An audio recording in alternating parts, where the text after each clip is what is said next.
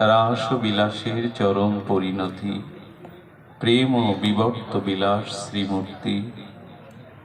পরম কারুণ্য ঘন কৃপা ঘন প্রেম ঘন শ্রীবিগ্রহ শ্রী শ্রী শচীনন্দন নদিয়া বিহারী গৌরহরি।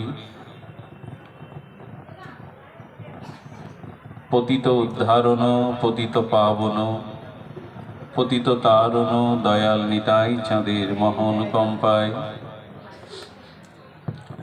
শ্রী শ্রী গান্ধার্বিকা গিরিধারীর অপর অনুকম্পায় শ্রী শ্রী কেশবব্রত পুত বৈশাখী ভুবন পাবন বিশ্বমঙ্গল কলিযুগের যুগধর্ম জীবধর্ম শ্রী শ্রী হরিনাম সংকীর্তন মহাযজ্ঞের আজ শুভ গন্ধাদি মাঙ্গলিক অধিবাস শ্রীপর্ব। স্থান যশোর থেকে, মনিরামপুর থেকে, বসুন্ধিয়া থেকে, কবিলবনি থেকে, আমাদের ধুলিয়ার থেকে, বেউলা থেকে, কত স্থান থেকে অত্যন্ত কৃপা পরবাস হয়ে আমাদের প্রতি করুণা পরবাস হয়ে যারা এসেছেন, গৌড়ীয় বৈষ্ণবজন, সত্য সাধুজন, শ্রদ্ধাশীলা ধর্মশীলা মাতৃগণ, আপনাদের সকলের চরণে বন্দনা পূর্বক বারবার ধন্যবাদ প্রণতি। শুধু ভক্তগণ, ভাগবত বললেন অশ্রদ্ধায়া উত্তম তট্তম। বলছেন তপোত্তম কি মত চয়ত জপ তপ। শাস্ত্র বলছেন আর যদি জপ তপ বহু কঠোরতার দ্বারা জপ তপ সাধনা পরায়ণ হও, তবু সেটাকে কি বলছেন? তপোত্তম কিমত চয়াত জপ তপ অসৎ ইতি উচ্যতে। জপ তপ কঠোর তপসাধনাও যদি করো তবে তা সৎ হবে না, তা পূর্ণতা পাবে না। কেন পাবে না? বলছেন কিমত চয়াত জপ তপ অসৎ ইতি উচ্যতে নত তৎ প্রেত নয়। থাক যেভাবে হয় থাক, লক্ষ্য করুন। বলছেন জপ তপ কঠোর তপসাধনাও পূর্ণতা পাবে না অশ্রদ্ধায়া। অসৎ উচ্চতে বলেছেন যদি জপ তপ কঠোর তপসাধনাও তোমার হয়, জন্ম জন্মান্তরের হয়, আর সেটা যদি অশ্রদ্ধায়া, যদি শ্রদ্ধার সহিত না হয়, তাহলে তা পূর্ণতা পাবে না। এই জন্য প্রথমেই বলছেন অশ্রদ্ধায়া উত্তম তত্তম। মূলে যেটা প্রয়োজন সেটি হলো শ্রদ্ধা, আদৌ শ্রদ্ধা। যদি শ্রদ্ধা না থাকে, কঠোর তপসাধনা জপ ধ্যানাদি সেটি ব্যর্থ হবে। শ্রদ্ধাবান জন হন ভক্তি অধিকারী। চৈতন্য চরিতামৃতকার বলছেন ভক্তির অধিকারী কারা, ভক্তির পাত্র কারা, কারা জগতে ভক্তি পাবে? আদৌ শ্রদ্ধা, যাদের ভিতরে শ্রদ্ধা আছে, যেটা আজ আমার মতো মাদিস্য জীবের বড় অভাব। সব আছে, আলো আছে, রোশনাই আছে, সব কিছু আয়োজন আছে, শুধু নেই যে বস্তুটি না থাকলে সব বৃথা হয়, সেই শ্রদ্ধারই আজ বড় অভাব। আমরা সম্মান পেতে চাই, সম্মান দিতে শিখিনি। আমরা মান পেতে চাই, মান অর্পণ করতে শিখিনি। এই জন্য শাস্ত্রে বলছেন তপ উত্তম কিমত চয়ত জপ তপ অসৎ ইতির পাত্র নচত তৎপ্রেত ন ইহ। বলছেন হে পার্থ, যাদের শ্রদ্ধা নেই তাদের জপ তপ সাধনা ইহ জগতেও যেমন মঙ্গল ফল প্রসব করে না, পরকালেও তারা বঞ্চিত হয়, পরকালেও তারা কিছু পায় না, পরকালেও তাদের প্রাপ্তি নাই। এই জন্য যেটুকু জপ তপ ভগবত ভজন হরিকথা করবে, শ্রদ্ধা মিশিয়ে করো। শ্রদ্ধাবান জন হন ভক্তি অধিকারী। শ্রদ্ধা ছাড়া ফল কোনো কালে কোনো বিষয়ে হয়নি, হওয়ার সম্ভাবনাও নাই। তবে এই শ্রদ্ধা আসবে, এই ভজন প্রগতিশীল হবে, ভগবানের চরণে শ্রদ্ধার অতিমুক্তি ক্রমের দ্বারা প্রেম ভক্তি হবে। কি করলে সেটা আজ আমরা একটু শ্রবণ করব। খুব তাত্ত্বিক বিষয় বলেছেন প্রহ্লাদ মহারাজ। ভক্তরাজ প্রহ্লাদ মহারাজ এখানে বলছেন, যৎ সঙ্গ ললব্ধ নিজ বৈভবম তীর্তম মোহ সংস্থিতাম ইয় মানায় যম আরাধ্য জুনিতম জুত ভীরতম গজয় কো বা গোবিন্দ মুকুন্দ বিক্রম।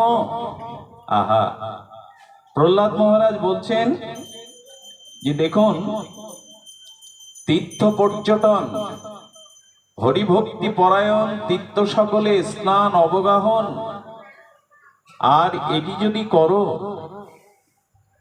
কিন্তু তুমি জেনে রাখো তীর্থ পর্যটনের দ্বারা, গঙ্গাদি যমুনাদি স্নানের দ্বারা তোমার যে দেহজাত পাপ, দেহের মলিনতা দূর হবে। কিন্তু যদি মানস পাপ দূর করতে চাও, অনন্ত জন্মের যে অবিদ্যা কুসংস্কার মানসে যে পাপ আছে, এটা নদী স্নানের দ্বারা, তীর্থ পর্যটনের দ্বারা হবেই না। প্রহ্লাদ মহারাজ কি বলছেন, যে গঙ্গা যমুনা সাধত তীর্থ, যদি এই তীর্থগুলি সকলকে তুমি পরিভ্রমণ করো, তীর্থযাত্রা করো, গঙ্গাদিতে স্নানাদি করো, অবশ্যই ফল হবে। সেই ফল হলো দেহের মলিনতা দূর হবে, দেহজাত পাপ দূর হবে। কিন্তু মনের যে পাপ, মানসের যে পাপ, অনন্ত জন্মে মনের যে দুর্বাসনা, সেটি ঘুচবে না। সেটি ঘুচবে কোথায়? সাধু সঙ্গে যদি হরিকথা শ্রবণের ভাগ্য পাবন হয়, যদি সাধু সঙ্গে নিষ্কিঞ্চন ভজনানন্দী বিশুদ্ধ সাধু সঙ্গে হরিকথা শ্রবণের ভাগ্য হয়, তবে মনের মানস জন্মান্তরীণ পাপাদি দুর্বাসনা দূর হবে। এই জন্য শাস্ত্র বারবার বলেছেন, যদি মনের মানস পাপ দূর করতে চাও, মনের বিশুদ্ধ রতিমতি আনতে চাও, উপায় একটাই। সেই উপায় হলো শুদ্ধ সাধু ভক্তের কাছে যাও। কেন বসে আছি বাড়িতে, বসে আছি নিজের কর্ম নিয়ে, সাধু সঙ্গে হরি কথাতে কেন যেতে যাব? বলে ওখানে না গেলে মনের মানস পাপ কখনো দূর হবে না। এই জন্য ভাগবতে বলছেন, যাও সাধু সঙ্গে ভক্ত সঙ্গে হরিকথা শ্রবণ কীর্তন করো। দেখুন, কিছু মনে নেবেন না, শ্রীধাম বৃন্দাবনের এক মহাত্মা আলোচনা করছেন বর্ষনাতে, তার শ্রীমুখেই শ্রবণ করা। ত্রিবেণী সঙ্গমে এলাহাবাদে, সেখানে কুম্ভে স্নান হয়, 30-20 লক্ষ ভক্তগণ যান। তো ওখানে এক মঠের অধ্যক্ষ, যার পিছনে 2-4 হাজার শিষ্য, তিনি ভারত পূজ্য, জগত পূজ্য সন্ন্যাসী, তিনি স্নান করছেন। এবং এই বৃন্দাবনের আচার্য প্রভু তিনিও স্নান করছেন। হঠাৎ ওখানে লক্ষ লক্ষ মানুষের মধ্যে এক যুবতী সুন্দরী মাতাজির বসন স্রোতে কাপড়টা চলে গেছে। তো সেই সুন্দরী যুবতী রমণীর সেই বস্ত্রটা যখন স্রোতে চলে গেছে, সেই ভারত বিদিত, ভারত পূজিত সন্ন্যাসীর ওই দিকেই দৃষ্টি গেছে, এবং সেই দৃষ্টিটা বহুক্ষণ তিনি তীক্ষ্ণভাবে দেখছেন। যিনি বৃন্দাবনের মহাত্মা ছিলেন, তারও চোখ চলে গেছে। এসে উনি 2 দিন ধরে চিন্তা করলেন, আমার চোখ যেতে পারে, বিবস্ত্র আর স্নাত জলে ভেজা রমণীর দিকে, কিন্তু বাবাজি তিনি তো ভারত পূজিত, হাজার হাজার শিষ্য সন্ন্যাসী তার পেছনে, তিনি কেন ওভাবে দৃষ্টি দিলেন? তার দৃষ্টি কেন ওভাবে পড়ে গেল? সেদিন তিনি পরবর্তীতে প্রবচনে বললেন যে তীর্থ স্নান করতে গিয়ে অনেকেই গঙ্গায় ডুব দিতে গিয়ে বারবার তাকিয়ে দেখে তার থলে বুকসাটা কুলে কেউ নিয়ে যাচ্ছে কিনা,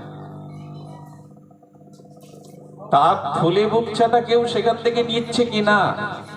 স্নান করতে গিয়ে যদি, গঙ্গায় ডুব দিতে গিয়ে যদি অন্যের দিকে দৃষ্টি যায়, সেই দৃষ্টিটা যদি প্রসন্ন শুদ্ধ না হয়, এই অজা এই যে মাইন্ড ডিস্টার্ব করছে ওদের। মনের যে দুর্বাসনা কামনা এটা ঘুজলো না।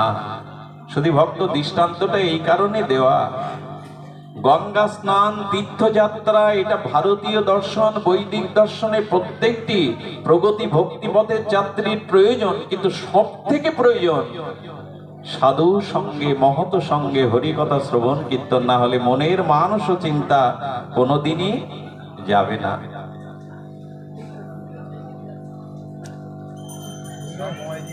আচার যে কোনোদিনই যাবে না। আরেকটি কথা আপনাদের একটু বলি, যদি অপরাধ না নেন, অপরাধ যদি না নেন, একটি কথা হাত জোড় করে সবিনয় অনুরোধ করি। দেখুন, আপনি সমস্ত পাপ সংসারে যদি করেন, তীর্থে গেলে সেই দেহজাত সংসারের পাপ দূর হয়। ধ্যান দিয়ে শুনুন, সেই পাপ দূর হয়। কিন্তু তীর্থে গিয়ে যদি কেউ পাপ করে, সে পাপ বজ্রের মতো তাকে অবশ্যই পোহাতে হবেই হবে। আপনি সংসারে যত পাপ করুন, সেই পাপ তীর্থে স্খলন হয়, গঙ্গা স্নানে স্খলন হয়। কিন্তু তীর্থে গিয়ে যদি কেউ অপরাধ বা পাপ করে, সে পাপ স্খলন হয় না। ধামে যদি কেউ পাপ করে, বৃন্দাবনাদি নবদ্বীপাদি, সেই ধামের পায় অক্ষয় হয়ে থেকে অনন্ত কোটি জন্ম তাকে ভুগতে হবে। এই জন্য তীর্থযাত্রা সকলের সাথে করতে নাই। বেড়ানোর ছলে আমরা যেভাবে সকলে মিলে দল বেঁধে আনন্দ করতে যাই, এভাবে তীর্থযাত্রা নয়। তীর্থযাত্রা হতে হবে শ্রীগুরু বৈষ্ণব সঙ্গে। বিদুর মহারাজকে বলছেন, বিদুর মহারাজকে বলছেন যুধিষ্ঠির, কাকাশ্রী আপনি কুরুক্ষেত্রের যুদ্ধের পূর্বে কোথায় গিয়েছিলেন? বললেন, এই যুদ্ধ, এই রক্তক্ষয় আমি দর্শন করব না, তাই তীর্থে তীর্থে পরিভ্রমণে গিয়েছিলাম। যুধিষ্ঠির মহারাজ তখন বলছেন যে গঙ্গা বা অন্যান্য তীর্থ এগুলো স্থাবর, এগুলো জড়, কিন্তু চলমান সকল তীর্থ হলো একজন গোবিন্দ শুদ্ধ ভক্ত। তীর্থ এখানে আসতে পারে না, কিন্তু একজন সাধু, একজন গোবিন্দের চরণাশ্রিত শুদ্ধ ভক্ত, তিনি চলমান তীর্থ, ওগুলো তো জড় তীর্থ। ভাগবত এমন বলেছেন, তীর্থগুলো সেখানে অবস্থান করে আছে, অন্য কোথাও যেতে পারে না। কিন্তু একজন শুদ্ধ ভক্ত, হৃদয়ে যিনি ভগবানকে বহন করছেন, ভক্তিকে বহন করছেন, তিনি যেখানেই যাবেন, যেখানে পদবিন্যাস করবেন, সেখানেই তীর্থ প্রকট হয়ে যাবে, সেখানেই তীর্থ প্রকট হয়ে যাবে। কাকাশ্রী আপনি কেন তীর্থে গিয়েছিলেন? আপনি যেখানে, সেখানেই তো সকল তীর্থ। বিদুর মহারাজকে, কাকাশ্রীকে যুধিষ্ঠির মহারাজ বললেন। এই জন্য মনে হয় বলা হয়েছে, সাধুর চরণ ধৌত জল, জানি সকল তীর্থের ফল। এই কথাগুলো শাস্ত্রীয় কথা। সাধুর চরণ ধৌত জল, শ্রীগুরু চরণ ধৌত জল, সকল তীর্থেরই ফল। এই জন্য সাধু হলো চলমান, সাধু হলো চলমান তীর্থ, স্থাবর নয়, এক জায়গায় নয়। তীর্থগুলি এক এক স্থানে পৃথিবীকে ধন্য করতে আছে বটে, কিন্তু তীর্থ। তবে যুধিষ্ঠির মহারাজ বলেছিলেন, কাকাশ্রী আপনি তীর্থ গিয়েছেন কেন সেটাও আমি অনুভব করছি। কি বললেন জানেন? বললেন, আমি বুঝেছি আপনি কেন তীর্থে গিয়েছিলেন। ভগীরথ যখন মা গঙ্গাকে পৃথিবীতে আনয়ন করে, তখন বলেছিল, বাবা তুমি আমাকে ব্রহ্মালোক থেকে, গোবিন্দের চরণ থেকে, ব্রহ্মালোক থেকে, স্বর্গ থেকে, মন্দাকিনী হতে আর হিমালয় উৎস থেকে এই ভারত ভূমিতে আনলে, কলির জীব সকলে পাপ ধুয়ে যাবে আমাতে। তুমি বলতে পারো বাবা, সেই পাপ আমি কোথায় রাখবো? সমস্ত জীব তো গঙ্গা স্নানে পাপ ধুতে যায়, সেই পাপগুলো আমি কার কাছে দেব? ভগীরথ বললেন, ভেবো না মা, যদি কোনো গোবিন্দ শুদ্ধ ভক্ত, যার হৃদয়ে ভগবানের চরণ আছে, স্মরণ আছে, এমন ভজনানন্দী কোনো ভক্ত যদি তীর্থের যাত্রার ছলে এসে, হে গঙ্গা, হে মা, তোমাতে অবগাহন করে, তোমাকে স্পর্শ করে, তবে সেই সাধুর পরশে তোমাতে রেখে যাওয়া জীবের পাপও সেদিন দূর হয়ে যাবে। তুমি ভেবো না। আহা, সংকীর্তনের ভক্তের চরণধুলি যদি গঙ্গা জলেও পড়ে, গঙ্গা জল বলে যারা এতদিন আমাদের পাপ রেখেছিল আমি আজ পাপ মুক্ত হলাম। কতটা শ্রদ্ধা ভক্তের প্রতি আসা উচিত। এই যজ্ঞ মানে কি জানেন? এই যজ্ঞ মানে ভক্তদের শুভাগমন, আর সেই ভক্তদের যদি শ্রদ্ধার সহিত সেবা অর্চন করা যায় তবে সেই যজ্ঞপূর্ণ। খুব শক্ত হলেও কথাটা বলতে হবে, মহাভারতের যুধিষ্ঠিরের দ্বারা রাজস্ব যজ্ঞ পর্যন্ত পূর্ণ হয়নি রুহিদাসের মতো শুদ্ধ ভক্ত সেবা না হওয়া পর্যন্ত।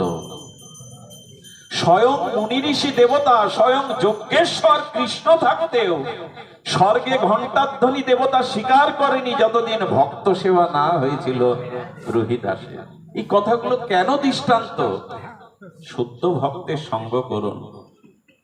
ভগবানের কৃপা ভক্তের দ্বারাই, সাধুগুরু বৈষ্ণবের দ্বারাই গ্রথিত হয়। এই জন্য যতদিন শুদ্ধ ভক্ত সঙ্গে হরিকথা শ্রবণাদি না হচ্ছে ততদিন আমাদের চিত্ত শুদ্ধি হতেই পারে না। ভগবানের কৃপা কবে হয়, কিভাবে হয়, কেমন করে হয়, কোন তপস্যার দ্বারা হয়, একটু ধ্যান দিয়ে শুনতে হবে। আজকে যে শ্রোতা আমরা পেয়েছি এটা আমাদের জগৎ জননী মা ভগবান শঙ্করের কৃপা। 250 বছরের প্রাচীন আমাদের মাতৃ এবং ভগবান শঙ্করের এই উপাসনালয়ে তিনি আপনাদের করুণা করে এনেছেন, রাধারানী কৃপা করে এনেছেন। এমন শ্রোতা পাওয়াটাও একজন আলোচকের পক্ষে জন্ম জনান্তরের সৌভাগ্য বটে। শুধু ভক্তগণ, কবে কি কারণে শুদ্ধ ভক্তি হবে, প্রাপ্তি হবে? বেদ শ্রুতি স্মৃতি বলেছেন সেই অনাদিকাল থেকে আজও কোনো কারণ নির্ণয় করতে পারেনি কি কারণের দ্বারা আপনার ভক্তি কবে হবে, ভক্তি প্রাপ্তি কবে হবে।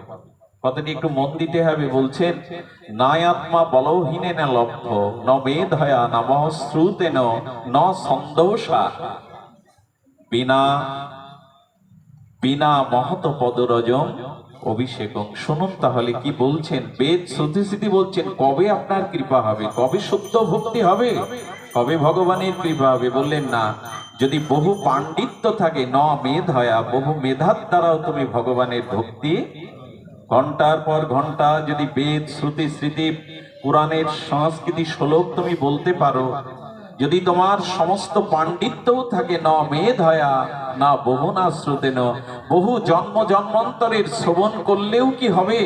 মেধা থাকলেও কি হবে? পাণ্ডিত্য থাকলেও কি হবে? ন বেদয়া বহু না শ্রুতেন। আর কি বলেছেন?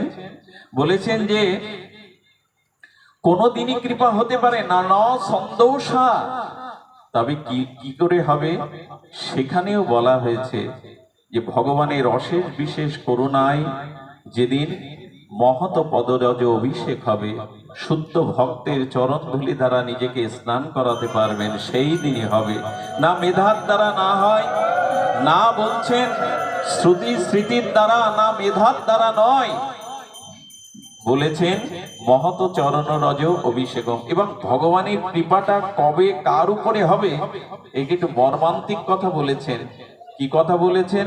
এটা কেউ কখনো শাস্ত্রের দ্বারা, নিয়মের দ্বারা, বেদের দ্বারা বলতে পারবে না। ভগবান অতি পাপীকেও মুহূর্তে করুণা করতে পারেন, প্রেম ভক্তি দিতে পারেন। ভগবানের করুণাটা কার উপরে কখন কি সাধনায় আসবে এটা কেউ নির্ণয় করে বলতে পারবে না, এটা কেউ বলতে পারবে না। শুনুন তাহলে সেই ইতিহাস। আশ্চর্য কথা বলবার আগে ক্ষমা চেয়ে নিচ্ছি যেন আমাদের অন্য বুদ্ধি না এসে পড়ে এই কথা শুনে।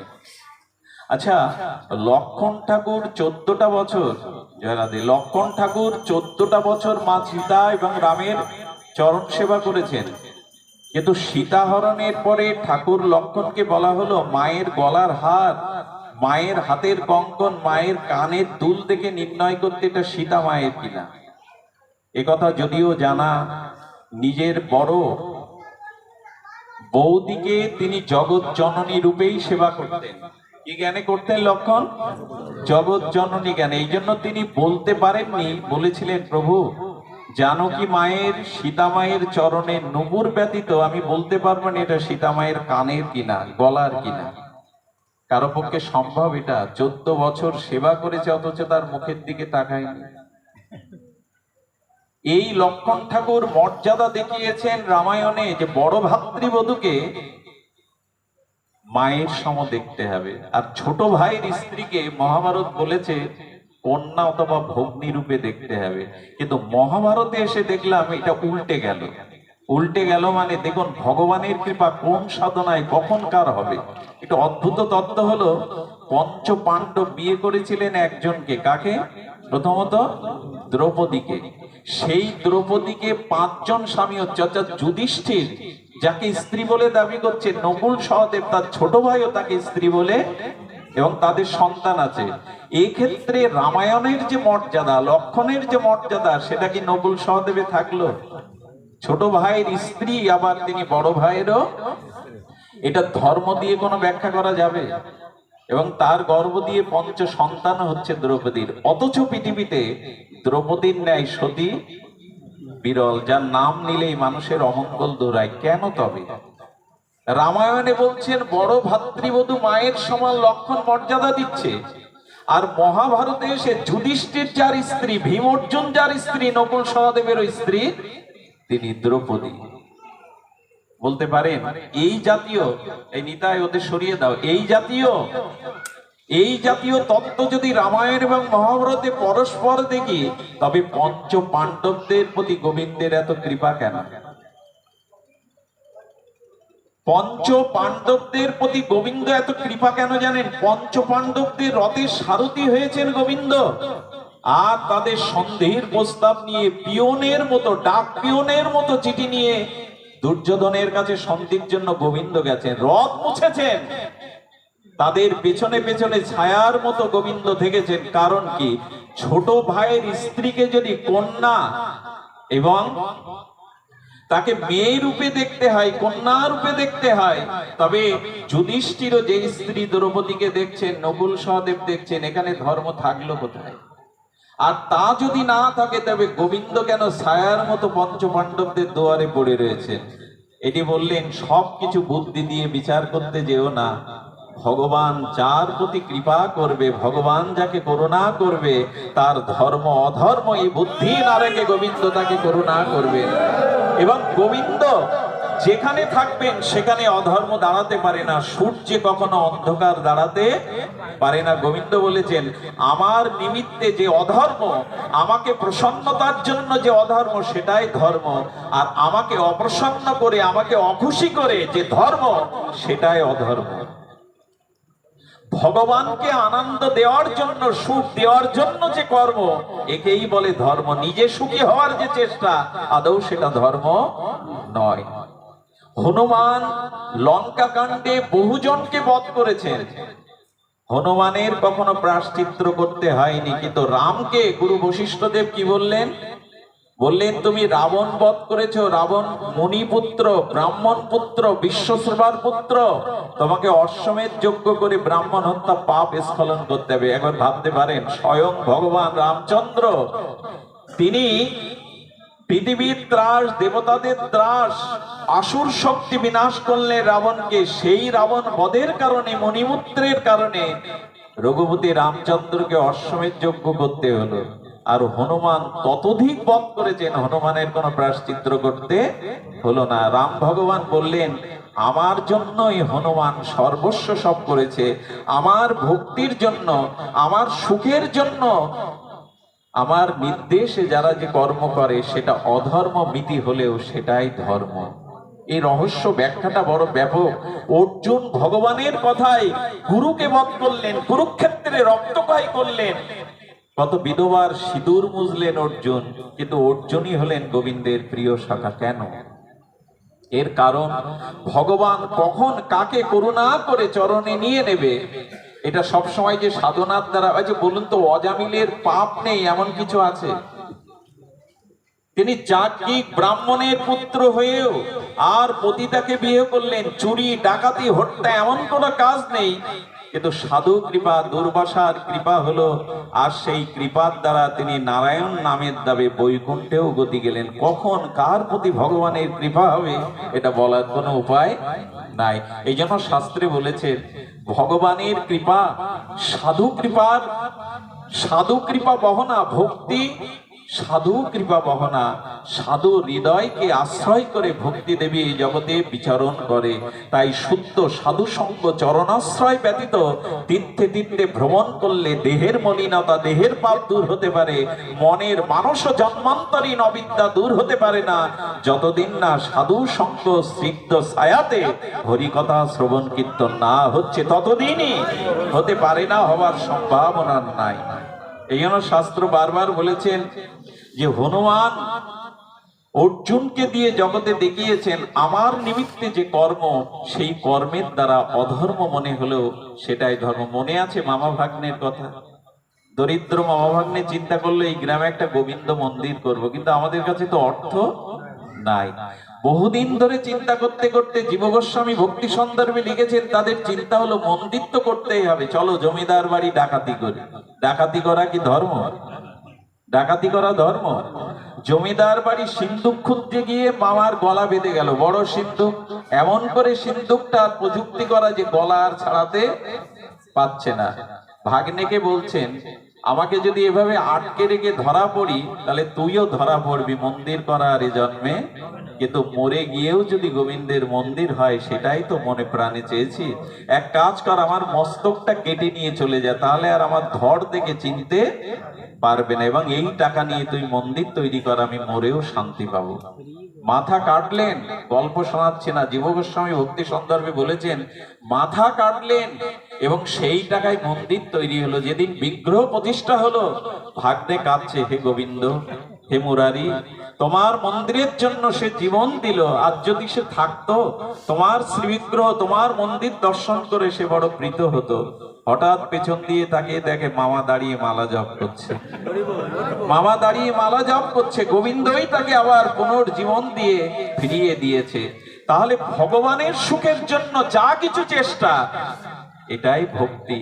আর নিজের মান, নিজের সম্মান, নিজের অহমিকার জন্য যা প্রচার, আদৌ সেটা ভক্তি বা যোগ্য না। এই জন্য এই যোগ্য হলো, যোগ্যটা কেন? যোগ্যটা একটা কারণে, সেটার ভক্তরা আসবে, তাদের চরণ ধুলি পড়বে, তাদের ছায়া পড়বে, আর এই ভক্ত সেবার মধ্যে দিয়ে, ভক্ত আরাধনার মধ্যে দিয়ে গোবিন্দ সন্তুষ্ট হবেন, রাধারানী সন্তুষ্ট হবেন, আর রাধারানী গোবিন্দ নিতাই গৌর সন্তুষ্ট হলে সেই যজ্ঞ গ্রহণ করবে ভগবান, সেই যজ্ঞ জগতের কল্যাণ হবে।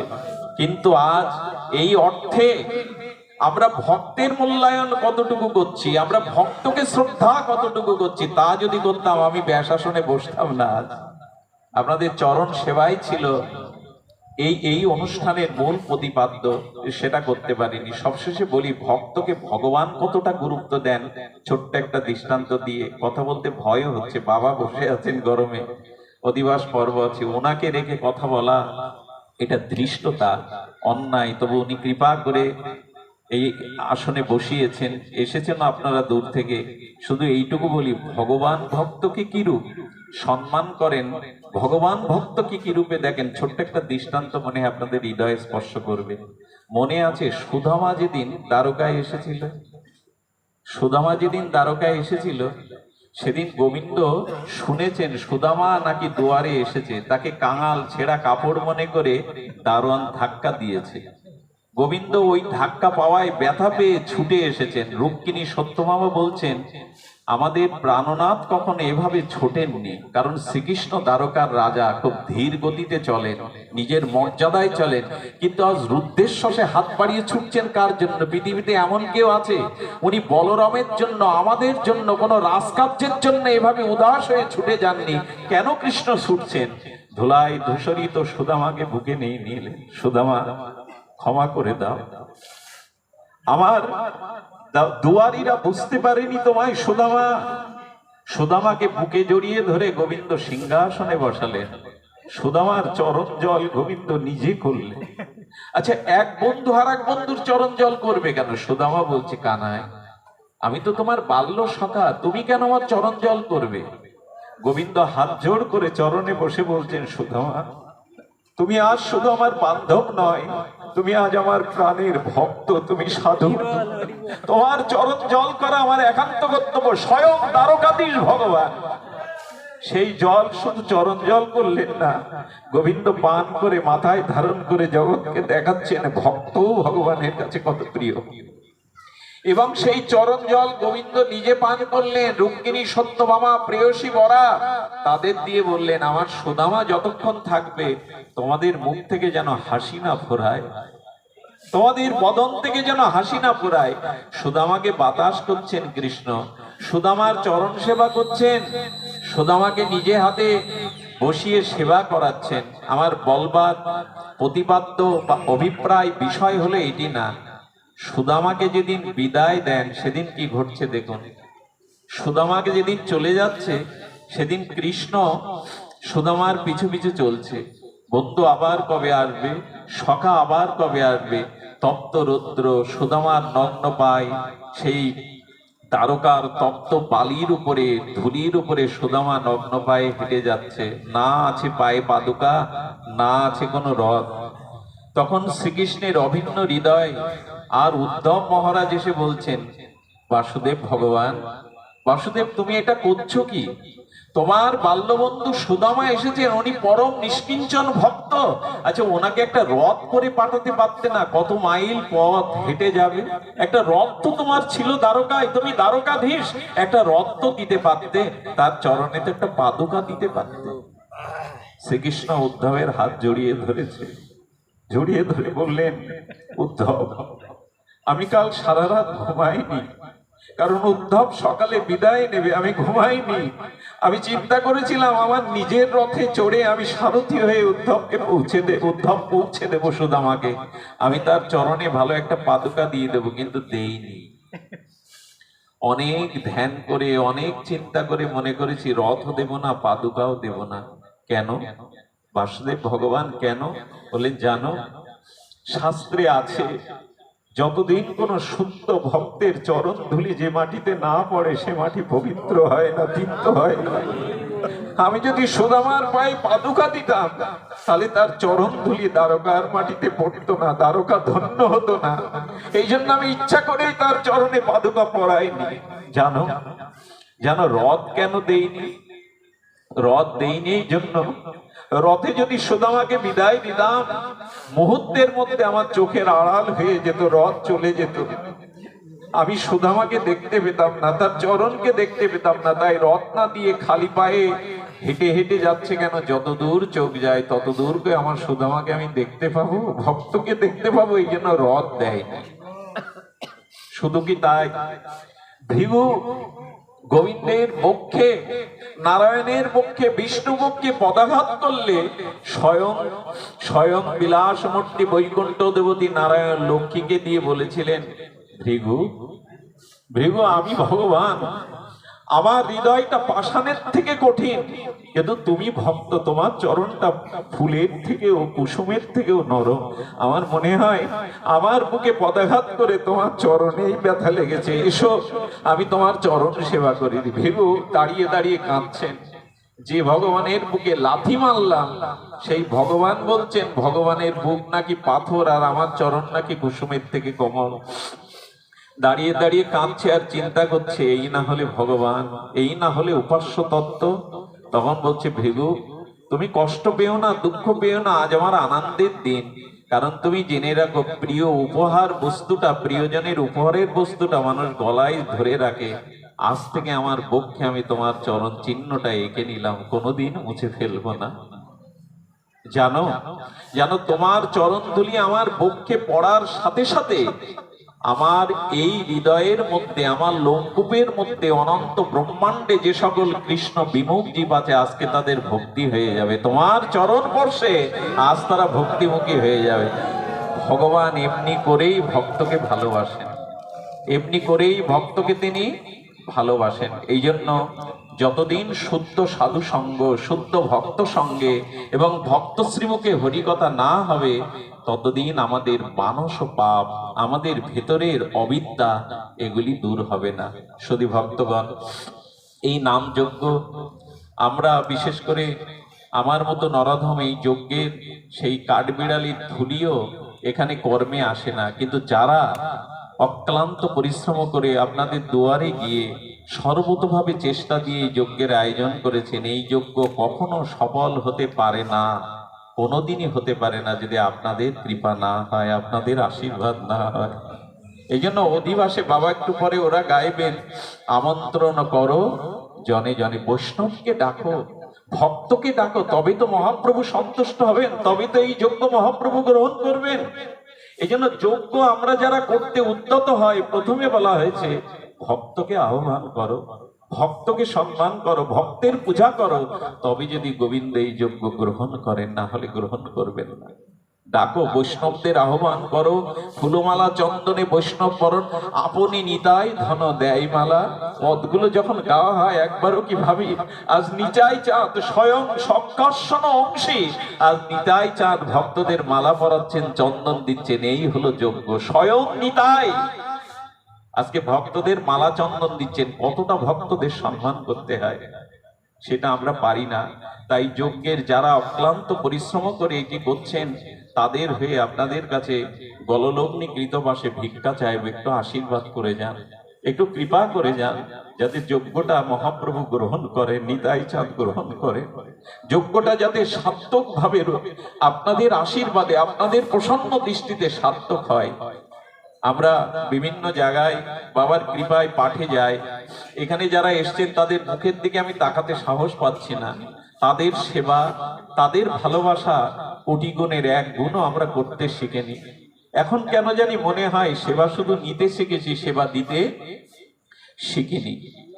তো আপনাদের একান্ত কৃপা, একান্ত করুণা, একটু আশীর্বাদ করবেন। আর গ্রামবাসী যারা এই শব্দযন্ত্রে শুনছেন, আপনাদের সকলের কাছে হাত জোড় করে এইটুকু নিবেদন করব, যজ্ঞ অভিমানের জিনিস নয়, যজ্ঞ একার জিনিস নয়। কেউ যদি পূর্বে কোনো ব্যথা পেয়ে থাকেন, ব্যথা নিয়ে থাকেন, আমি সকলের পক্ষ থেকে হাত জোড় করব, 2 দিনের জন্য একটু ক্ষমাময় হয়ে ব্যথা ভুলে যান না। এই বুধাটার এই শ্রীমন্দিরের, এই শ্রীমন্দিরের এই এই বুধাটাবাসীর চরম ভাগ্য। সেই ভাগ্য হলো এমন একটা সুদিন আমাদের মাঝে উপস্থিত। তাই বলবো, আসুন, ভেতরে যদি কারো ব্যথা পূর্বে থেকে তাকে ভুলে গিয়ে এই যজ্ঞের, আসুন আমরা যজ্ঞেশ্বরের আনন্দের জন্য নিজেকে নিবেদন করি, নিজেকে সমর্পিত করি, তবেই হবে যজ্ঞ, তবেই হবে এই যজ্ঞ সার্থক। আমার বলবার অধিকার নয়, কিন্তু গুরু মহারাজকে একটু ডাকতেই হবে।